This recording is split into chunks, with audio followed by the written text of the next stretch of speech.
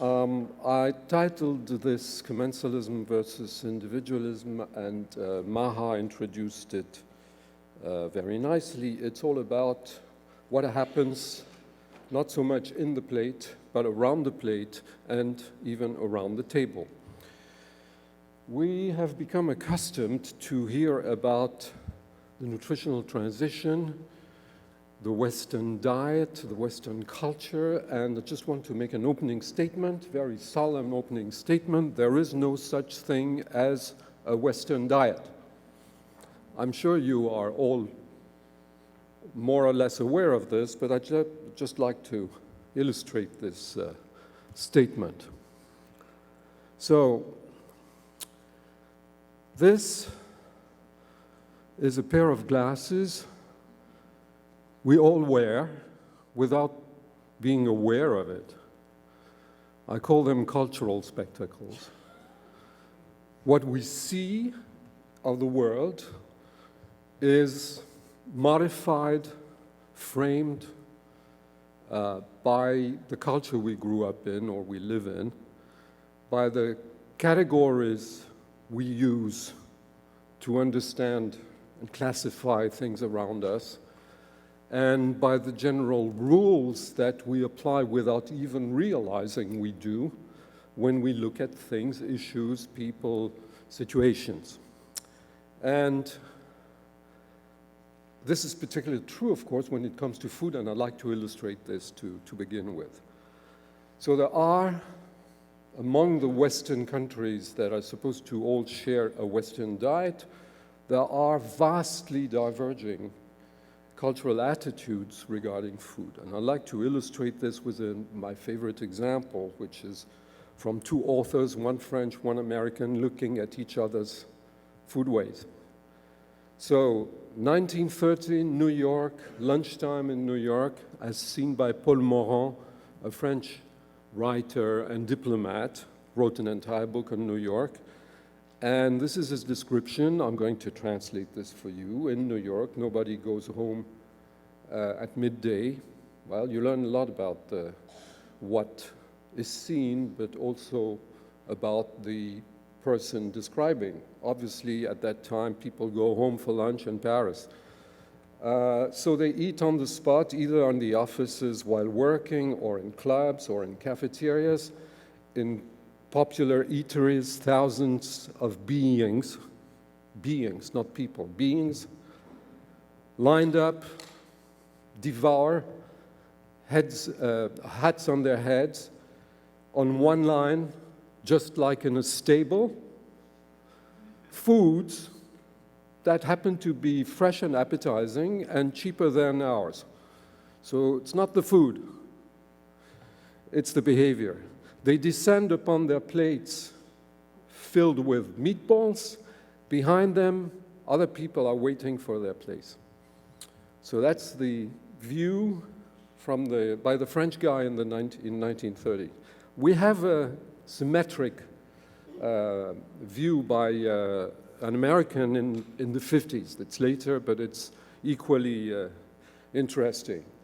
So this is a sociologist at that, and he's writing in the American Journal of Sociology about interviewing the French. So food is not his topic. At that time, it's not considered a topic that deserves any sociological attention. It's just trivial. So the guy lets himself go. So Frenchmen tend to be rigid in all matters associated with feeding. There is practically no variation in les heures de repas, meal times, of any region, whereas for many non-Frenchmen, feeding at precisely the same hour, non-Frenchmen, of course, please translate Americans, right? Feeding at precisely the same hour each day is associated rather with the zoo. So on the one hand, we have the stable, and the other hand, we have the zoo. So each other's view of the other people's manners and customs is animal-like. There is little deviation as to which wine goes with which food, no imagination. And few venture from established rules in order to try something different. Even the conception of a well-composed meal, repas bien composé, is a distinctly Gallic. When I hear the word Gallic, I know there is some sarcastic, slightly sarcastic undertone. Gallic idea with certain fixed features. Okay, so there's a lot of themes here, you know, like on cultural views, for instance, creativity, independence, autonomy, personal freedom. Those are American values, and they're expressed in this example. And a sociologist looking at the culture, a set of cultural issues, mistakes culture, customs, habit for absence of freedom or individualism, which is really interesting. So it's culture denial, if you like, what an anthropologist would say. So I think this illustrates well the point I want to make, that we don't see the world in the same way. And it's not just us, I mean the French and the Americans, but you will see in a minute that we probably are the most distant of all the Western cultures I'm going to sample. Even the Italians or the Germans, etc. I do have samples. Okay, I've been asked to go back a little bit in this research on cultural comparisons, and this is the early work we did with Paul Rasa. And there was no funding. We did that with our undergrads. And we happened to have samples of Japanese, Belgians, French, and Americans, but I'm afraid I'm only going to discuss very briefly the French and the Americans because there were too few Japanese. We have no idea what our colleague asked them anyway. And I'm exaggerating, but translation problems are a serious issue. And we have also Flemish-speaking Belgians, but the interesting part here is, again, the opposition. The comparison, the opposition between the French and the Americans. These are sets of composed variables. On the left, do I have a, yeah, pointer. Here we have this variable is use of fat-free, salt-free, all kinds of free of something products. Here we have the Americans, here we have the French. You see it's more than double the difference. Concern about the general ill effect on health of my diet. The French are here, the Americans are here. Worry about weight, effect of food on weight. The Americans worry more than anyone else in the sample. Everybody almost equally believes in the link between diet and health, so no point in spending too much public money on advertising that. General positive disposition about food, and particularly accept of pleasure. This is here, and you see the difference is huge again. This laser thing is a little capricious. Culinary associations versus dietetic association. The set of questions that were formatted like this. Here are 3 words. Tell us which two of the three go best together. And the example that worked particularly well, but there was about a dozen of those, was bread, pasta, sauce. Americans massively responded, bread, pasta, starch. French, they responded, pasta, sauce, dish. On the one hand, the categories, implicit categories are culinary. On the other side, they are dietetic. That's the kind of thing you get. You get also a load of guilt. For instance, chocolate cake birthday guilt gives chocolate cake guilt in the US and chocolate cake birthday in France. So after that, I thought it was a good idea to try to devise something more elaborate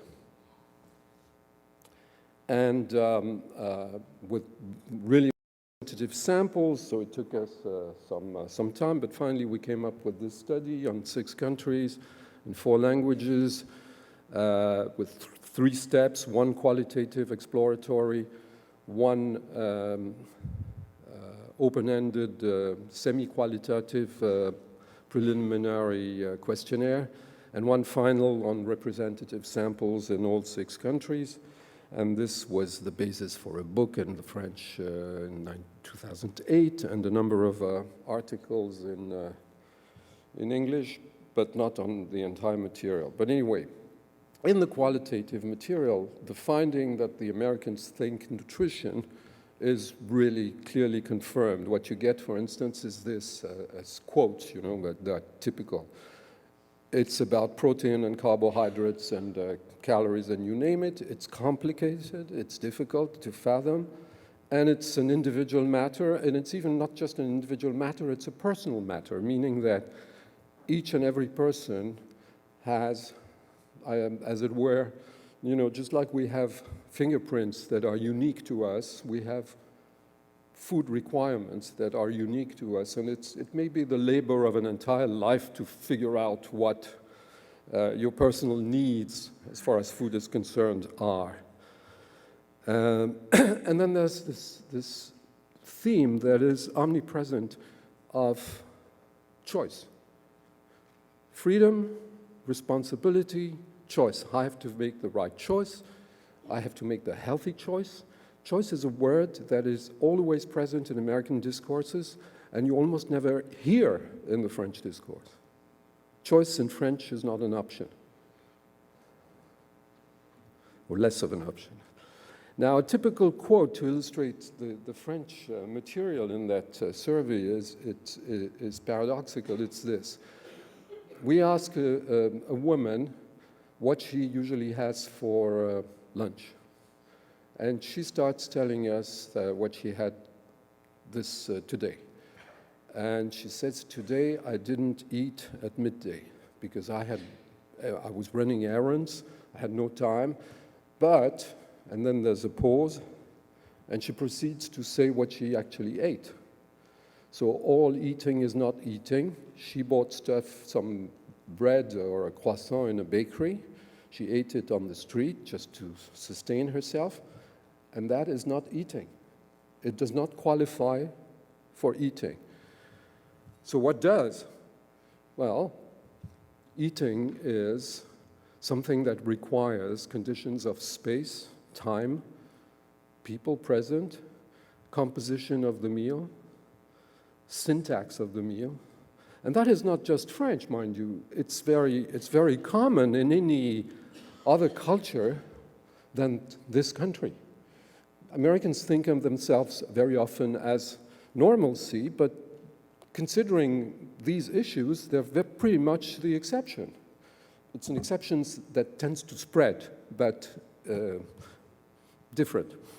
So, and I can remember coming home at night and saying, come on, let's have dinner. I didn't eat today, and I had a sandwich or something, or a baguette at the counter of the local bistro. And, but it doesn't qualify for eating. So basically, the point is made. I think the French are commensal, the Americans are individualistic. It's pretty much, it pretty much reminds you of the German sociologist Max Weber's view on the origins of culture and the influence in cultures of religion. The cultural influence of religion, the origin of Protestant ethics, of capitalism and Protestant ethics, and the Protestant values of a personal dialogue with the Lord without the intercession of all these institutions the Catholics have, the church, the priests, the archbishops, the confession, the exceptions, the indulgences, etc., and so on. So you have to be responsible, and you have to accept your freedom and your responsibility and make your choices. I would suggest those are assumptions or biases or beliefs that infuse everybody in culture, including scientists, because they're part of culture. So we all are part of our culture, and I think it's a good idea to think about it when we work. So the French are commensal.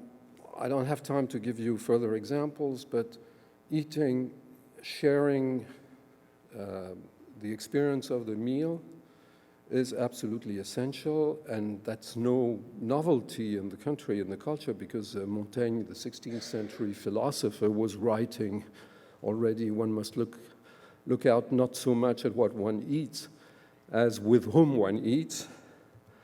And there is no dish so sweet to me and no sauce so appetizing as the pleasure derived from society. So I think it's a good illustration. Now, does this result in any tangible collective behavior? Or is it just discourse and ideas, etc.? Well, I think there is some pretty solid evidence. And the usual problem with graphics. Okay, I have to tell you the story about it. We tried them, but something happened. Well, maybe this one works better. Okay. So you won't see the graph about France and the US, but I can tell you. This is percent of people eating at given times of day. National Statistical Institutes with many thousands of diaries by people over usually 2 days, repeated with the census. And what it shows is, for instance, that every given day at 12:30, there's 54.1% of the French that are eating. We have here the red line is the British. So the peak, the very peak, it's a little later, and there's only 17.6% eating at the same time. So if half the country, more than half the country is eating at the same time, there's a good chance that many of these people are eating together at the same table, right? And this is very robust. I mean, all the surveys, equivalent surveys, find this. Like, for instance, this European Eurostat material. The French have the most uniform meal times. And you also have another dimension, which is the time spent eating. Time spent eating daily, OECD 2009. That is also relatively robust. People who spend the least time are Mexico, Canada, United States. And on the other hand, what do you have? France. 100 and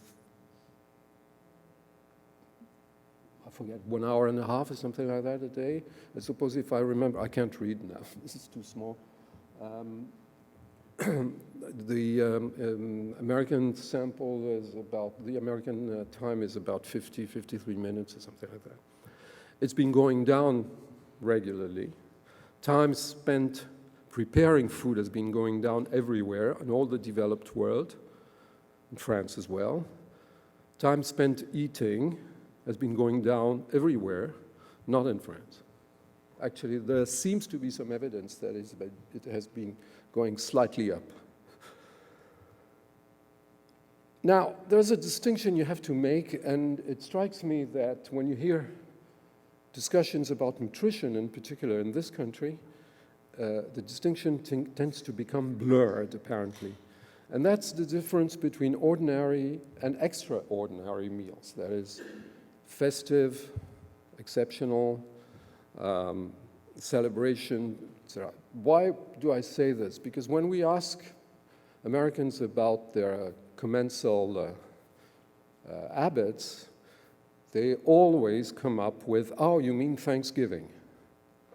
So at least there's once in a year, there's an example in people's mind of what it means eating together. It's not necessarily, apparently, not necessarily always a good feeling, but that goes on both sides of the Atlantic, I would say, for family occasions. That's what I call an extraordinary occasion. Now, what about the ordinary? Are the French commensal all the time, or is it just on festive occasions? You know, like the cliché about the gastronomic meal of the French, etc., and so on. Well, I may surprise you, but there are things called le fast food. There is le snacking, and there is even le food truck, but Le fast food is described by my colleague who investigated that using participant observation in a restaurant with, in a burger restaurant with his students. He said the paradox with fast food in France, at any rate, is that the only thing that's fast in fast food is service. The rest is not fast at all. People come in large numbers, I mean larger numbers than here. So individuals are not that frequent. They do not buy to go very much. They order more items and they spend more time eating it on the spot. And we observed that, Paul Rosin and I, also in a McDonald's restaurant in Dijon years ago, where we spent 2 days. And it was striking that probably 80%, if not more, of the business was at meal times, mostly. And the same goes for the food truck. You see, the food truck became popular, or tried to become popular a year or two ago, or maybe a little more. But then there was a problem. You see, food truck is for lunch. And lunch is everybody at the same time, so there's a huge line. And after a while, you try to, instead of changing the time for your lunch, you decide to change places. And you try something else. And the same goes for le snacking, which is a growing segment, as they say in marketing. But it's interesting to see what categories people have in mind, including marketers, when they describe snacking in France. You have sandwich, you have burger. Burger is not considered a sandwich in France. Pizza is considered snacking. And it's basically replacement by processed versions of the universal substitute, or quick lunch, if you like, of the French, which is the ham and butter baguette sandwich. And the same goes. It's called a snack, but it's really a meal, a replacement lunch, mostly. In between meals, there's very, very little snacking. Soda per capita consumption is the lowest, I think, in the Western world in France. Of course, all this is growing. It's growing slowly, maybe faster, but it's interesting to understand why and how it has taken longer than everywhere else. Okay, I have to hurry a little bit and make my what I think are my important points. Let me say this: eating in humans is social, and that's a general, universal statement that I do not recoil at making. We are a very highly social species. Humans, in case you have forgotten, tend to eat in groups universally. That is, in traditional cultures, eating alone is very often highly stigmatized.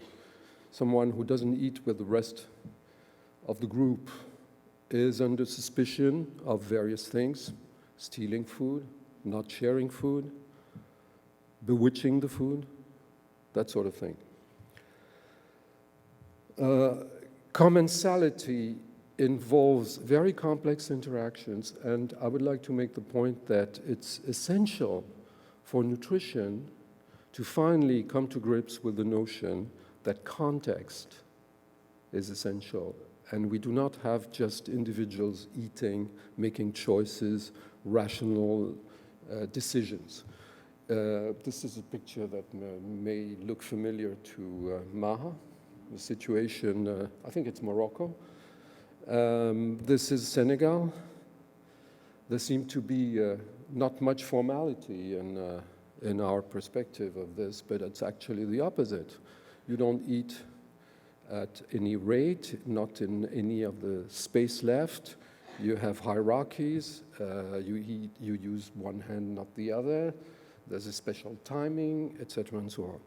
Now you can have more formal settings, like in Japan, in a ceremonial kaiseki meal, and you can have other extraordinary occasions like this, which I think is rather spectacular.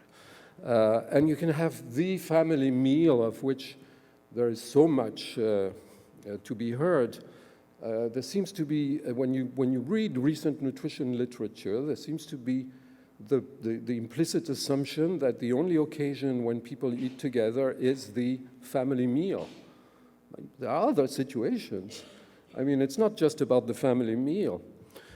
So if I summarize some of the functions of commensality that have been observed, demonstrated by anthropology and the social sciences, you have, of course, food allocation. You have the fact of being included or excluded from a group. There's a pecking order, meal structure, social time, or used to. Plays a role in identity formation. Of course, there's the meal that restores life. Remember funerals. After a funeral, there's in most cultures, there's food distributed. It protects commensals against aggressions from around, and we observe that all the time in our current work on school cafeterias. It's a risky world out there, and you have to stick together around the table, the kids, against attempts at scrounging. Okay, and there's this regulatory. Now, the last point I would like to discuss is actually the most important in my view. It's whether commensality can regulate eating behavior, and in what direction. Is it for the better, for the worse? It's for both, actually, but just here's my point. We know from social psychology what the mechanisms are, some of the mechanisms that govern the interactions between people eating together. There's social facilitation that's observed also in the animal world, that is, put individuals together, they will tend to eat more. There's modeling, so that's a factor that tends to make people eating together more or less adjust their behavior, their intake to other people's intake. There's impression management, the image you want to give of yourself. That's very important. That's the explanation for the fact that, for instance, when a woman eats with a man, she eats less. When an obese person is at a table with lean people, he or she eats less. And of course, there's the issue of scrounging, which is slightly in certain situations. Now, why do I ask the question? Because if you look at mean BMI by country, you see that some of the more commensal countries, and I think of France for once, tend to have lower BMIs than countries, for instance, in the graph about time spent eating, you could see that the US had the highest rate of obesity with Mexico, and yet spent the least time eating per day. Now, it's not as simple as this. The increase in BMI as calculated by this in this meta-analysis by Finucane of 2011 was 1.1 since 1980 for the US, 1 for the UK, 0.9 for Australia, and only 0.4 and 0.3 for Switzerland, Italy, and France.